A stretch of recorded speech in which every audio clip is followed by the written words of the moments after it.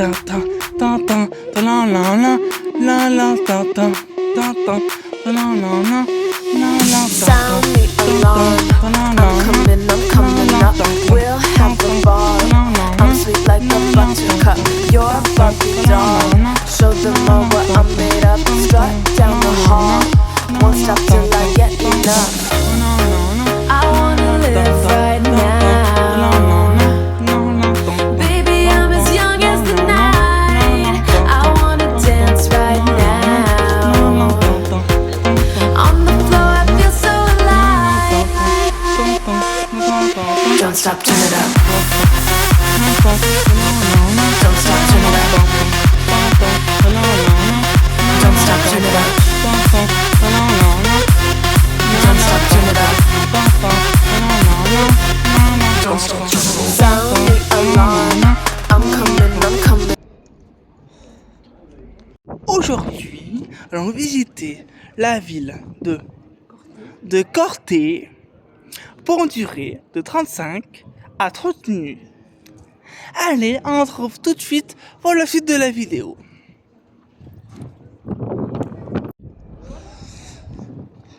Du commun, à travers le destin duquel nous vous proposons de partir sur les traces de notre culture. Notre parcours patrimonial va commencer par le quartier de la Citadelle.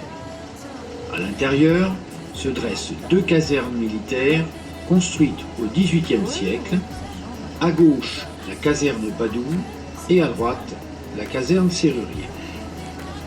Pendant la Deuxième Guerre mondiale, les Italiens qui occupaient la Corse les utilisaient pour y incarcérer les patriotes corses faits prisonniers. Puis, de 1962 à 1981, comme ça a été le cas pour la caserne Grossetti, elles furent occupées par la Légion étrangère. D'ailleurs, durant cette période, sa traversée était totalement interdite au public et réservée uniquement aux hommes de troupe. Depuis, elle est la propriété de la ville et les bâtiments qui ont été entièrement rénovés par l'architecte Andrea Bruno sont devenus, dès 1995, le centre du musée d'anthropologie de la Corse. Ce dernier, que vous pouvez voir sur votre droite, a ouvert ses portes en 1997 dans l'ancienne caserne Serrurier. Il y regroupe des collections qui traitent de l'ethnographie de la Corse et la partie principale est constituée de la collection de l'abbé Doisan, près de 2000 objets de la vie pastorale et agricole. On y parle de géographie avec de vieilles cartes de l'île, des confréries avec ses magnifiques costumes, des artisans avec de vieux outils utilisés à l'époque, et plus récemment, de l'entrée de la Corse dans l'ère du tourisme et de l'industrie. Et pour donner un souffle nouveau à ce musée, une exposition temporaire est proposée chaque année pour le plus grand plaisir du public. Ah, messieurs, dames, vérifiez encore que les chaînettes soient bien accrochées de part et d'autre des wagons. Ne laissez rien dépasser du gabarit des voitures, ni bras, ni tête, ni jambes, ni quoi que ce soit d'autre. Attention au départ.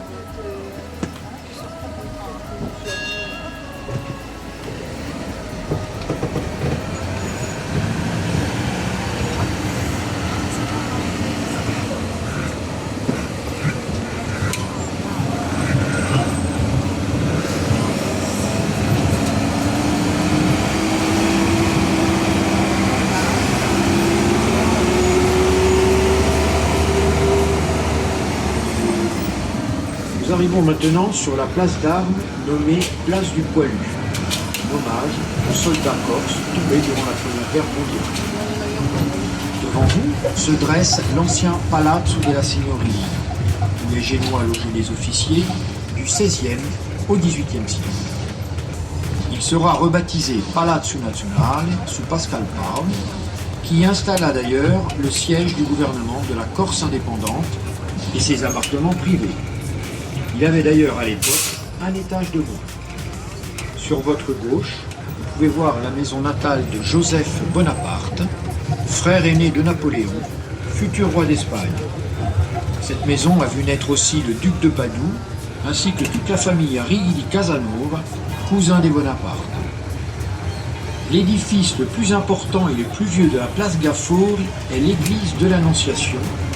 Elle fut construite en 1459 et on y trouve à l'intérieur une statue de cire du Sanctophore, Saint Théophile, un Cortenay béatifié en 1895 et canonisé en 1930.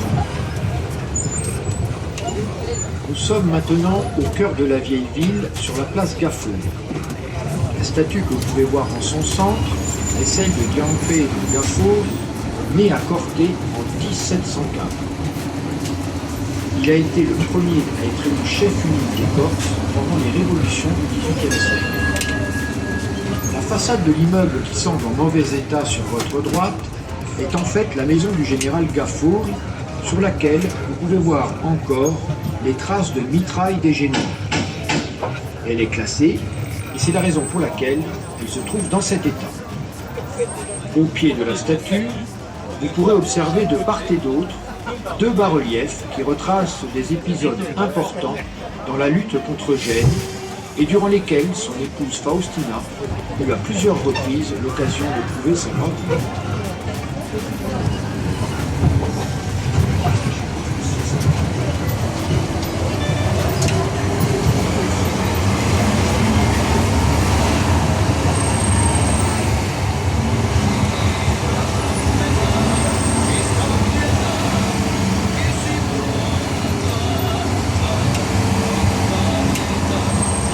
Sur votre droite, au niveau du numéro 11, vous pourrez voir la maison Palinges. Pascal Paul y fit installer l'imprimerie nationale. C'est ici qu'on imprima 500 exemplaires pendant près de 8 ans le journal de la Corse indépendante. À partir de 1765, on y fit frapper aussi Issol, la monnaie de la Corse indépendante. Les Génois envoyèrent même sur l'île de faux monnayeurs pour déstabiliser l'économie.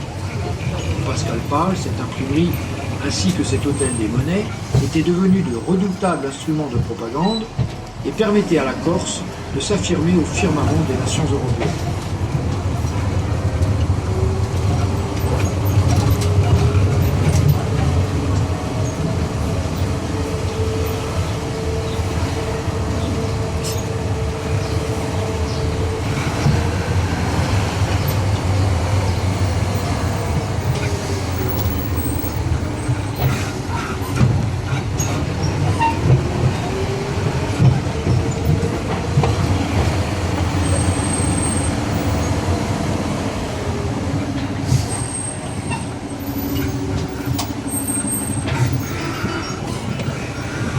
Nous allons maintenant passer devant l'école Sandreschi.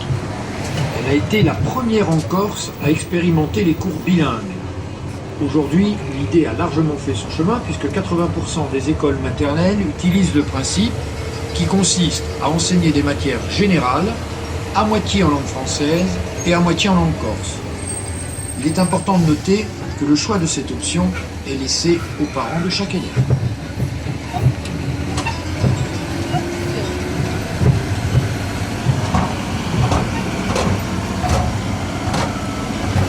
Sur votre gauche, vous pouvez voir le château que le duc de Padoue avait fait construire à son époque. La famille du duc, les Arrighi di Casanova, firent don de cette maison à la ville de Corté. Réhabilité depuis, il s'y trouve actuellement l'hôtel de ville.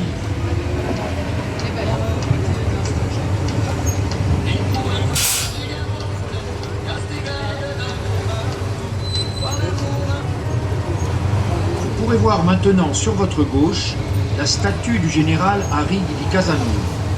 Cette dernière fut construite par le sculpteur de renommée internationale Bartholdi.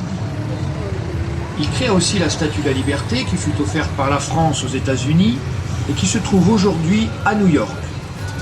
Il sculpta aussi le Lion de Belfort, le Vercingétorix de Clermont-Ferrand et bien d'autres encore.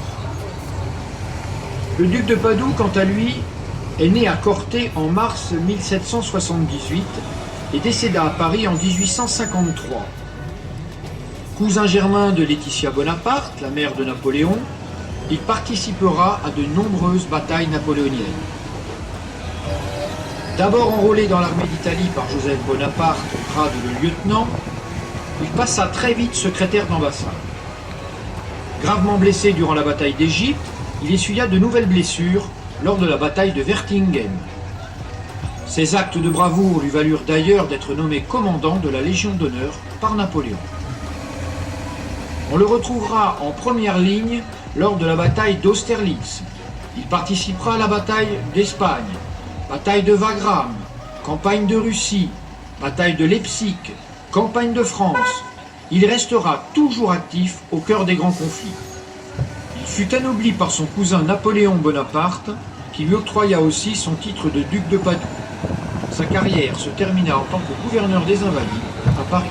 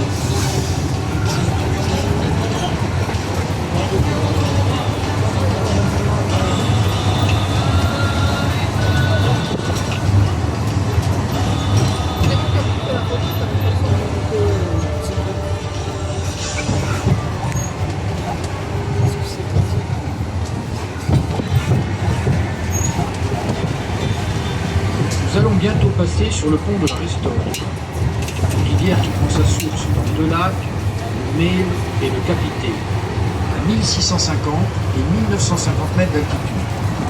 Une route y serpente durant 15 km et se termine au Grotel, un lieu féerique où se mêlent torrents, cascades et petites bergeries. C'est le point de départ de nombreuses randonnées. Cette vallée est aussi réputée pour ses nombreuses espèces animales et végétales, certaines sont même endémiques. Il était donc indispensable de la protéger en l'incluant au parc naturel régional de la France.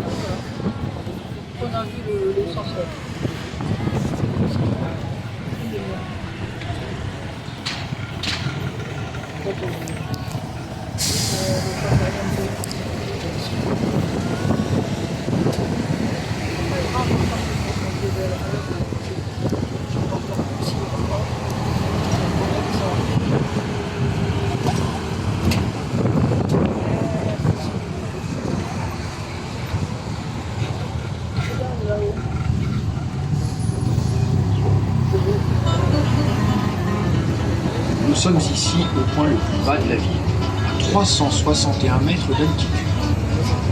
D'ici, vous constaterez que les premiers habitants se sont installés sur un promontoire très bien protégé qui a donné son nom à la ville Corté.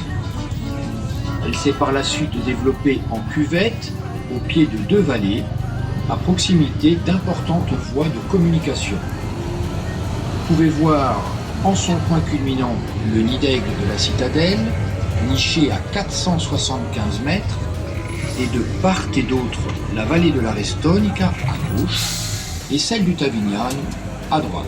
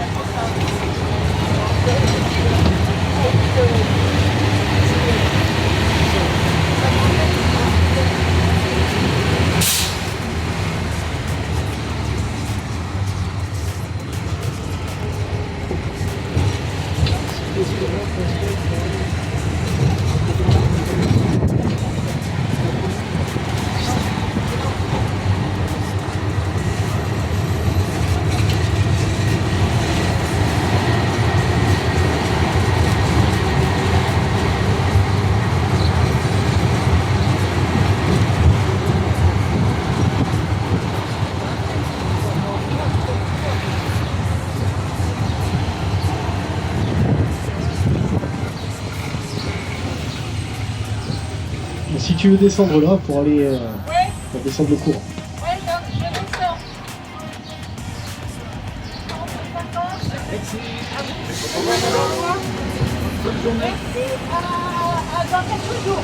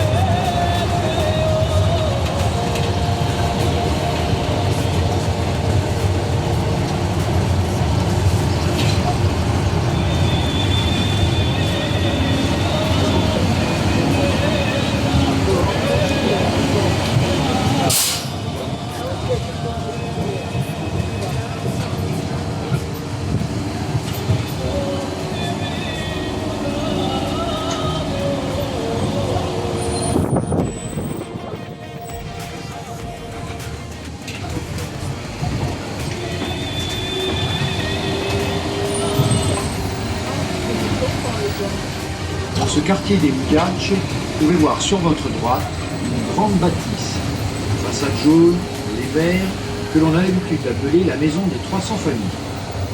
C'est ici qu'ont été relogés les habitants que Louis-Philippe avait expropriés de la vieille ville, un quartier entier dans lequel se trouvait même une petite chapelle et qui fut rasée entièrement. On y fit construire à la place les casernes Padoue et Serrurier. Au loin, sur votre gauche, vous pouvez observer la caserne Grossetti. En 1962, la Légion étrangère de retour de la guerre d'Algérie s'y installa durant une vingtaine d'années. En 1981, le gouvernement décida de la renvoyer sur le continent français, tout particulièrement à Castelnaudary, près de Toulouse. C'est à cette date que l'université de Pascal Pau ouvre de nouveau ses portes après plus de 2 siècles de revendication des Corses. Elle avait été fermée en 1769 lors de la conquête militaire de la Corse.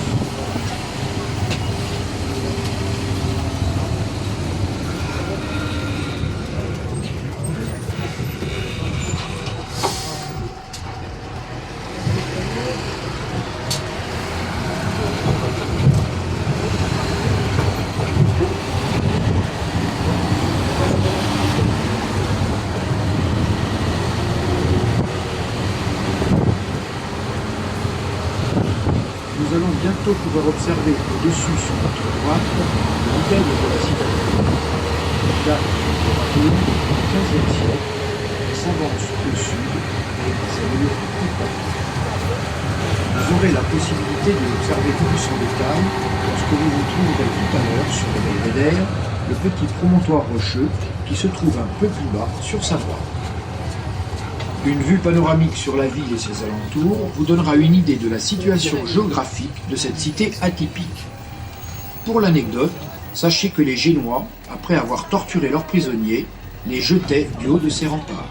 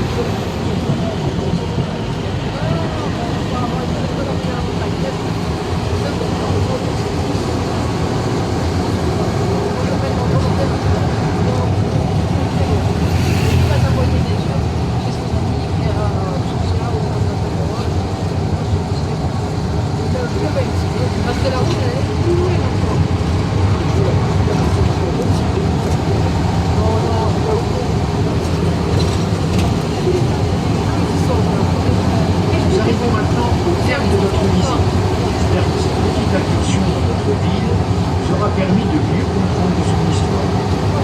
Nous remercions de votre confiance et nous souhaitons de bonnes fins de séjour sur notre île. Au revoir à tous et à toutes.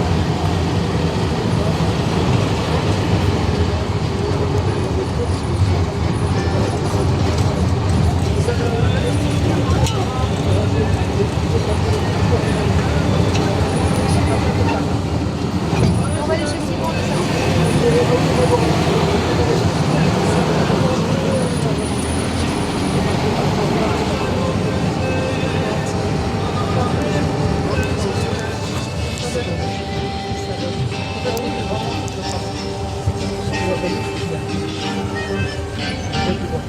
Et voilà, messieurs, dames, merci de quitter le train par la droite. Vérifiez que vous n'ayez rien oublié dans les wagons. Et bonne fin de journée. J'espère que la vidéo vous aura plu. Merci de lâcher un maximum de likes et abonnez-vous. Tintin, tintin, ta la la la la tintin, tintin, ta la la la la la Sound the tintin, alarm. I'm coming up. We'll have a ball. I'm sweet like a buttercup. You're a Barbie doll. Show them all what I'm made of. Strut down the hall.